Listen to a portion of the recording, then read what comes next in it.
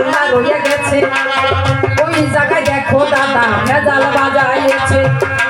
ইসলাম ধর্মের মানুষ যারা তোমায় বলে যায়,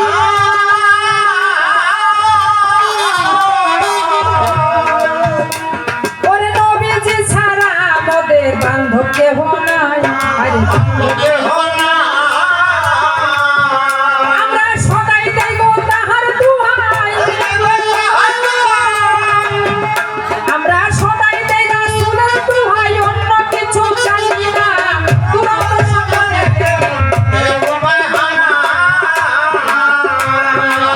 পাঁচ ওয়াক্ত নামাজ পড়ি তোমায় বলে যাই, 30 দিনে রোজা থাকি ইসলাম যারা ভাই।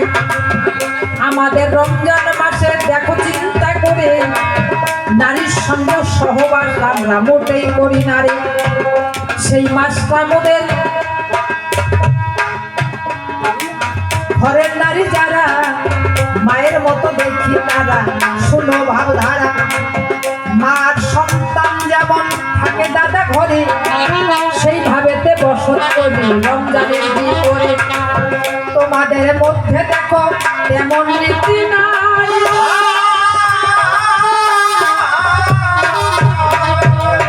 বৈষ্ণব ধর্মের মধ্যে ভেজাল দেখতে পাই আমরা।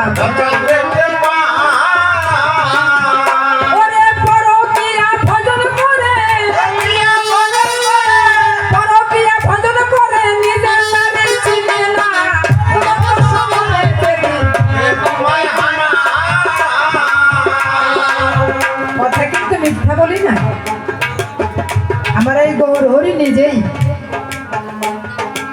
বিষ্ণুপ্রিয়া যারে বিয়ে করেছিল, ঘরে ধুয়ে দেখেন দাদা সন্ন্যাস গ্রহণ করল না। শাস্ত্রে কি বলেছে? শাস্ত্রে কি বলেছে? পিতা স্বর্গ পিতা ধর্ম, পিতরি প্রীতিমা কর্ণে প্রিয়ন্তের স্বর্গ দেবতা, জননী জন্ম ভূমিষ্ঠ স্বর্গদপি গরিয়সী।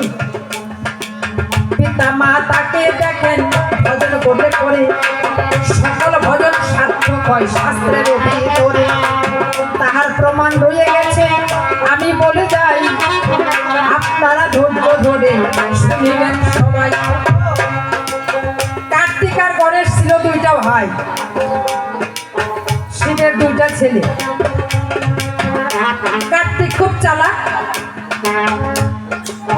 মনে মনে ভাবলো কি আমার হয়েছে ময়ূর বাহন, আর দাদা গণেশের হয়েছে ইঁদুর বাহন।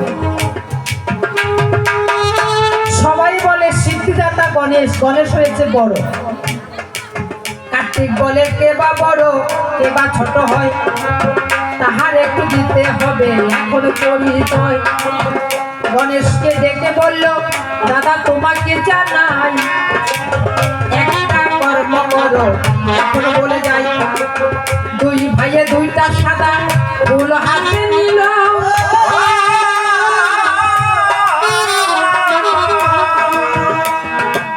গণেশকে দেখেন কার্তিক ডাকিয়া বলিল হায়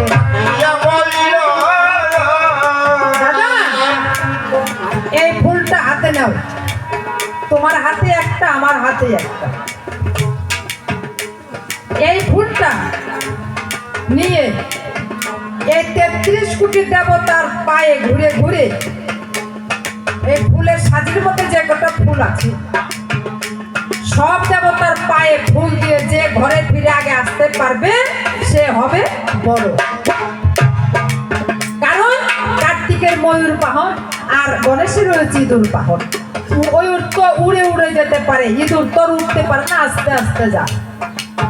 তাই কার্তিক বলে ভাবলো গণেশ আমার সঙ্গে পারবে না, কারণ ইঁদুর তো উঠতে পারে না। কার্তিক তখন আর করে না দেরি, ফুলের সাজে হাতে নিয়ে দাঁড়ায় তাড়াতাড়ি। গণেশ ফুলের সাজে হাতে নিয়েছিল, কার্তিক তো ময়ূর নিয়া যখন চলে গেল, গণেশ তখন মনে মনে করতেছে ভাবনা ময়ূরের সঙ্গে আমি পারবো না। ঘরে বসে তখন চিন্তা করে ভাই শাস্ত্রে যাহা বলে আজকে তাহাই বিচার করতে চাই। দিলে সর্বদেবতাই পায়, তাহলে আর যাবো কেন আমি অন্য জায়গায়? দরজার দিকে ঘুরে গিয়ে হরগৌরী বসা ছিল, ফুল জল যাহা কিছু হরগৌরীর চরণে দিয়ে গণেশ ওখানেই পড়ে রইল। এদিকে কার্তিক আর করিনা দেবী ব্রহ্মলোকে দেখেন দাদা গেল তাড়াতাড়ি। ব্রহ্মা ব্রহ্মাণী আছে গো বসিয়া, সেই জায়গায় গেল দেখেন ফুলের ডালা নিয়া। ফুল যখন হাতে নিয়া পায়ে দিতে চায়,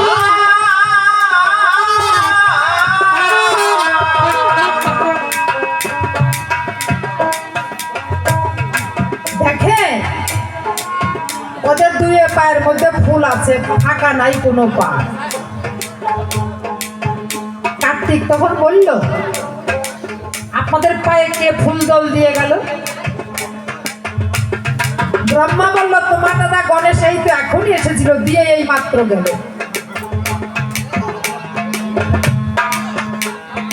কার্তিক মনে চিন্তা করে, আমার আগে আসলো কেমন করে? ঠিক আছে, ব্রহ্মলোক না হয় দখল করছে, বিষ্ণু লোক তো আছে। বিষ্ণু লোকে গিয়ে তখন আর করে না দেবী, বিষ্ণু বসে আছে সবাই প্রকাশ করি। পাশেও লক্ষ্মী দেখেন আছে গো বসিয়া, ফুলের ডালা হাতে নিয়া যাই তখন চলিয়া। হাতে ফুল নিয়া যখন পায়ে দিতে চায়,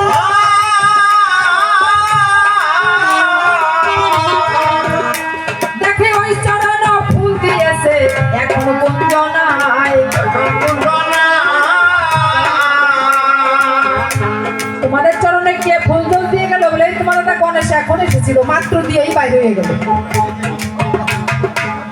33 দেবদেবীর পীঠ কাছে ঘুরেছে, সবার চরণই বন্ধ, কারোর চরণে ফুল ছাড়া নাই। কার্তিক হাতের ফুল হাতে নিয়ে তখন দাঁড়াইয়া ভাবছে, যদি সব দেবতার পায়ে দিচ্ছে, অন্তত বাড়িতে তো পিতা মাতার চরণ বাকি আছে। তাড়াতাড়ি গিয়ে যখন সেই জায়গায় পৌঁছায়, হরগৌরী বসা ছিল, বলতেছি সবাই। কার্তিক গিয়ে